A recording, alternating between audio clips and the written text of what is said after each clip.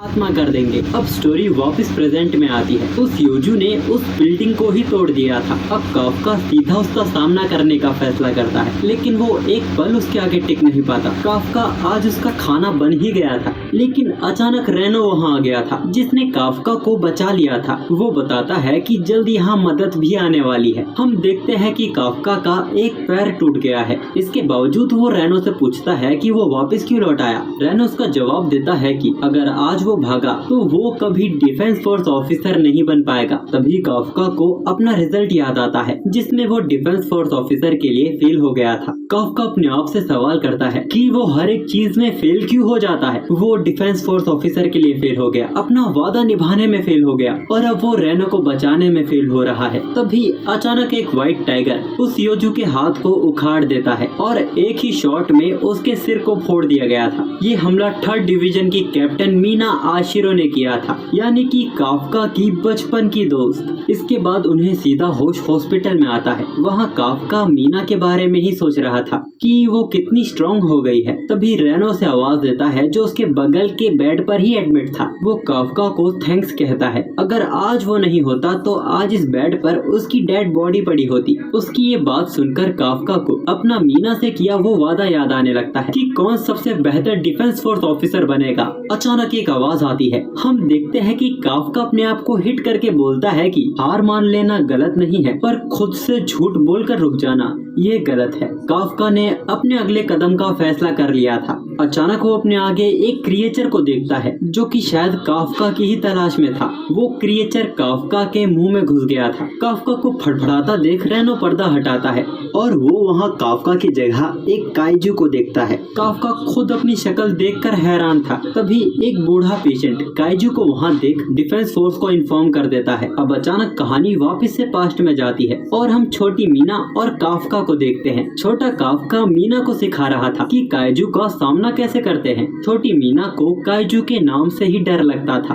तो काफ्का उसके सिर पर हाथ रखकर बोलता है कि घबराओ मत, मैं हमेशा तुम्हारे साथ खड़ा रहूंगा। इन पुरानी बातों को मीना याद कर रही थी, जो कि आज काफ्का को झूठा बोलती है। अब कहानी वापस से पास्ट में जाती है और छोटी मीना बोलती है कि आजकल काफ्का ज्यादा फिल्में देखने लगा है, पर वो ये भी कहती है कि जब तक काफ्का उसके साथ है उसे किसी चीज से डर नहीं लगेगा। अब कहानी वापस से प्रेजेंट में आती है और हम 3rd डिवीजन को देखते हैं, जिनको मिली इन्फॉर्मेशन के अकॉर्डिंग वो हॉस्पिटल में दिखे काइजू को मारने जा रहे थे। इधर हॉस्पिटल में रेनो काफ्का को स्माइल करने को कहता है, ताकि उस बुढ़े को यकीन हो सके कि उसे उनसे कोई खतरा नहीं है। लेकिन काफ्का की स्माइल भी ऐसी थी जैसे बुढ़े का आज आखिरी दिन हो। वो बुढ़ा बेहोश हो जाता है। काफ्का उसकी मदद करने जाता है, लेकिन उसके टच करने से ही दीवार टूट जाती है। काफ्का की फट गई थी और हॉस्पिटल के बाकी पेशेंट भी उसे देख लेते हैं। अब डिफेंस फोर्स के आने से पहले काफ्का को यहाँ से भागना होगा। काफ्का खिड़की खोलता है, लेकिन खिड़की समेत वो पूरी दीवार खुल जाती है। यहाँ तक कि उसकी जंप भी नॉर्मल ह्यूमन से ज्यादा स्ट्रॉन्ग हो चुकी थी। काफ्का को रोना आ रहा था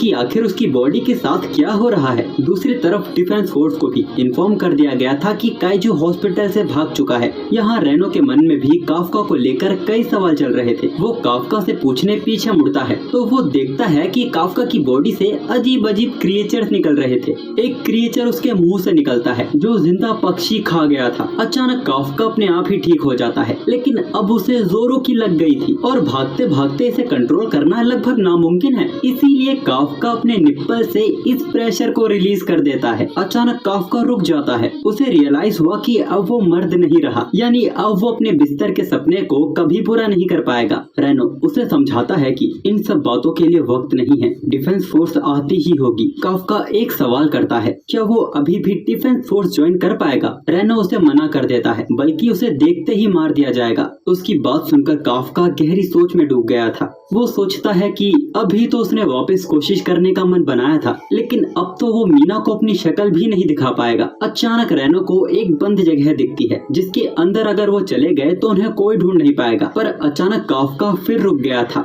ये डिफेंस फोर्स की आवाज नहीं थी, बल्कि ये जमीन के अंदर से आ रही थी। अचानक एक जगह पर धमाका होता है। रेडार पर एक और काइजू का सिग्नल दिख रहा था। डिफेंस फोर्स की टीम 2 हिस्सों में डिवाइड हो जाती है। इधर काफ्का को भी अपने आप पता चल गया था कि ये भी पिछले वाले की तरह एक योजू काइजू है। रेनो काफ्का को जल्दी छिपने को कहता है। हम देखते हैं कि जिस जगह धमाका हुआ था उस धमाके में एक बच्ची और उसकी माँ जिंदा बच गए हैं, पर उसकी माँ एक मलबे के नीचे दबी हुई है। वो बच्ची अपनी माँ को निकालने की कोशिश कर रही थी, पर वो लोग काइजू की नजर में आ गए थे। काइजू ऊपरी मलबे को तबाह कर देता है। उसकी माँ बार बार अपनी बच्ची को भागने को कह रही थी। उस काइजू ने भी उनको अपने मुंह में भर ही लिया था, पर तभी काफ्का अपने पंच से उसे मीलों दूर फेंक देता है। वो खुद अपनी ताकत देख हैरान था। काफ्का उस परिवार की मदद करने की कोशिश करता है, लेकिन वो बच्ची काफ्का को देख डर जाती है। काफ्का मुस्कुराकर फ्रेंडली होने की कोशिश करता है, पर उसका ये तरीका उस बच्ची को और भी डरा देता है। आखिर में रेनो ही उसे संभाल पाता है। रेनो उसे बताता है कि अभी उसकी माँ जिंदा है, पर हम देखते हैं कि उस हमले में वो योजू खत्म नहीं हुआ था। काफ्का उन सभी को पीछे हटने को कहता है, क्योंकि वो एक ही हमले में सब खत्म करने वाला था। वो अपनी बॉडी को चार्ज करता है और एक जोरदार पंच उस पर लैंड करता है। इस फोर्स से योजू की बॉडी ब्लास्ट कर गई थी। उसके टुकड़े पूरे शहर में फैल जाते हैं। वहाँ खून की बारिश होने लगती है। रेनो भी अब चिंतित हो गया था कि काफ्का आखिर क्या बन गया है। काफ्का रेनो को बच्ची की माँ को हॉस्पिटल पहुँचाने को कहता है, पर अभी भी वो बच्ची काफ्का को देखकर डर रही थी। काफ्का उसके पास आकर बोलता है कि वो यहाँ से जा रहा है, तो अब डरने की कोई जरूरत नहीं। जिसके बाद काफ्का वहाँ से जाने लगता है। तभी वो बच्ची काफ्का को आवाज देती है और उसे थैंक्स कहती है। उस बच्ची का थैंक्स काफ्का के अंदर एक नई उम्मीद को जगा देता है कि वो अभी भी मीना के बराबर खड़ा होकर उसके साथ हर काइजू का मुकाबला कर सकता है। हम देखते हैं कि काफ्का का काइजू रूप गायब होने लगा है। इसके बाद जब डिफेंस फोर्स यहाँ आती है तो वो योजू का ऐसा हाल देख हैरान थे।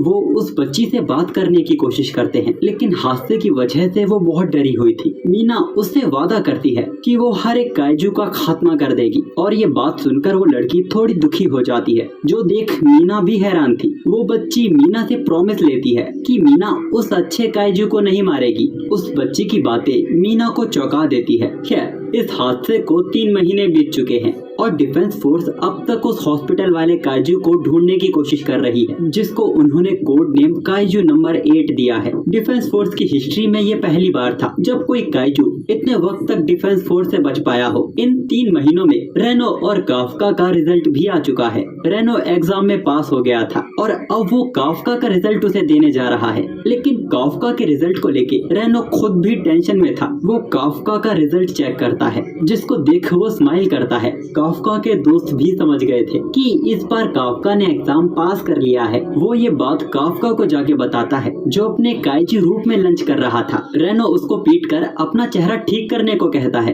पर अभी भी उसके दांत मॉन्स्टर जैसे ही रह गए थे। रेनो उस पे चिल्लाते हुए बोलता है कि किस तरह डिफेंस फोर्स पागलों की तरह उसे पूरे देश में ढूंढ रही है। हमें पता चलता है कि उस दिन ये लोग हॉस्पिटल वापस चले गए थे और सबके सामने ऐसे प्रिटेंड किया जैसे वो खुद भी काइजू से डरकर छिप गए थे। खैर, रेनो काफ्का को उसका रिजल्ट दिखाता है, पर जिसकी रेनो ने उम्मीद की थी, काफ्का अपने रिजल्ट को देखकर इतना खुश नहीं हुआ था। इसका कारण ये था कि काफ्का हमेशा सेकंड टेस्ट में फेल होता है। वैसे अभी एक बड़ा सवाल सामने खड़ा है, क्या काफ्का अपना सेकंड टेस्ट इसी काइजू की बॉडी में देने वाला है? काफ्का हाँ बोलता है और कहता है कि किसी को पता नहीं चलेगा, जबकि उसका मुंह वापस काइजू का हो गया था। तो दोस्तों, डिफेंस फोर्स को ज्वाइन करने के लिए कैंडिडेट्स को 3 तरह के एग्जाम्स को पास करना होता है, जिसमें सबसे पहले रिटन टेस्ट होता है और दूसरा एग्जाम फिजिकल टेस्ट का होता है, जिसको रेनो और काफ्का देने वाले हैं, और तीसरे और आखिरी टेस्ट के बारे में आपको आगे पता चलेगा। और हाँ, इस फिजिकल एग्जाम को देने के लिए पूरे जापान से सभी कैंडिडेट्स एग्जाम देने आते हैं। और क्योंकि काफ्का 32 साल का हो गया है, यानी डिफेंस फोर्स ज्वाइन करने का ये उसका आखिरी मौका है। रेनो कहता है कि उस फील्ड में हम दोनों राइवल्स होंगे, वहाँ वो उसकी मदद नहीं करेगा। काफ्का मुस्कुराता है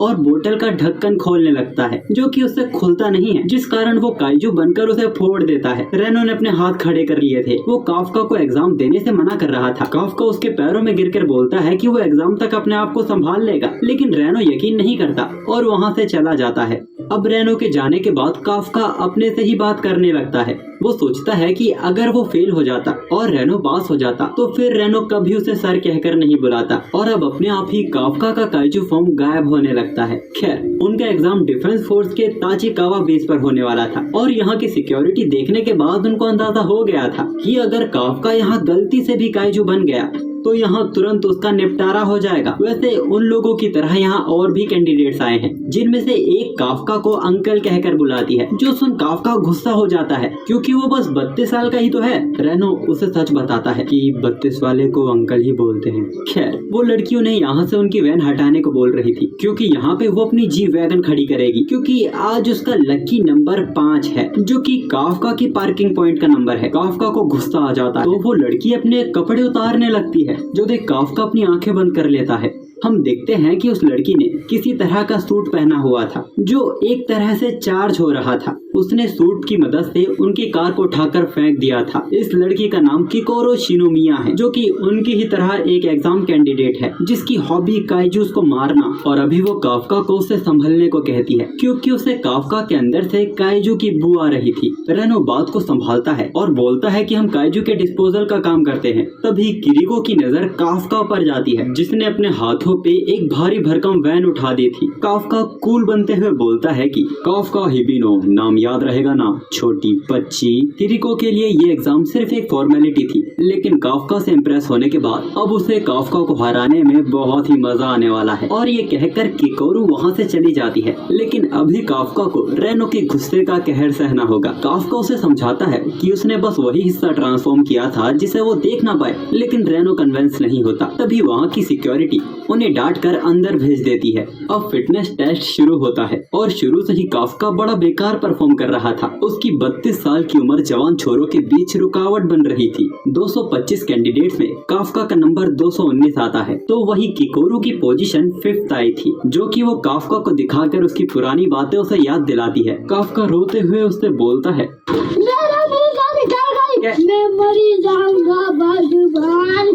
पर रेनो को काफका पे गर्व था कि उसने एग्जाम में अपनी पावर का यूज करके चीटिंग नहीं की। काफका को भी यही लगा था कि अगर वो ईमानदारी का खेल खेलेगा तो वो महान लगेगा, पर अब उसे पछतावा हो रहा था क्योंकि अब वो शायद ही पास हो पाएगा। रेनो उसे बताता है कि दिक्कत उसकी एज नहीं थी, इस बार सारे कैंडिडेट्स ही दिग्गज आए हैं, खासकर किकोरो शिनोमिया, जिसने अपनी 16 साल की उम्र में ही कैलिफोर्निया न्यूट्रलाइजेशन से अपनी ग्रेजुएशन को कंप्लीट कर लिया था। यहाँ की सबके लिए सबसे बड़ी कॉम्पिटिटर, जिससे काफका ने आते ही पंगा ले लिया था। और तभी किकोरो काफका के पास आती है और बोलती है कि तो तुम्हें सच पता चल गया। किरिको का सच जानकर काफका बड़ा हैरान था। वो किरिको को जोर से पकड़ लेता है और तभी किरिको के बॉडीगार्ड्स काफका की भुस्सी भर देते हैं और इसके बाद किकोरो से चिढ़ाकर वहाँ से चली जाती है। काफका उसे चैलेंज करता है कि वो उसे हरा के दिखाएगा, लेकिन इससे पहले उसे एग्जाम पास करना होगा। रेनो उसे एक कमाल की न्यूज देता है कि पिछले 2 साल से हर एग्जाम में काइजू की बॉडी को साफ करने का काम दिया जाता है। इससे कैंडिडेट की काइजू के प्रति उनकी नॉलेज के बारे में पता चलेगा और इसीलिए रेनो ने पार्ट टाइम काइजू की बॉडी को डिस्पोजल करने का काम किया था। अब हमें पता चलता है कि ये एग्जाम वाइस कैप्टन होशिनो की देखरेख में होने वाला है और उनका असल एग्जाम काइजू को ढूंढकर उन्हें खत्म करना था। काफका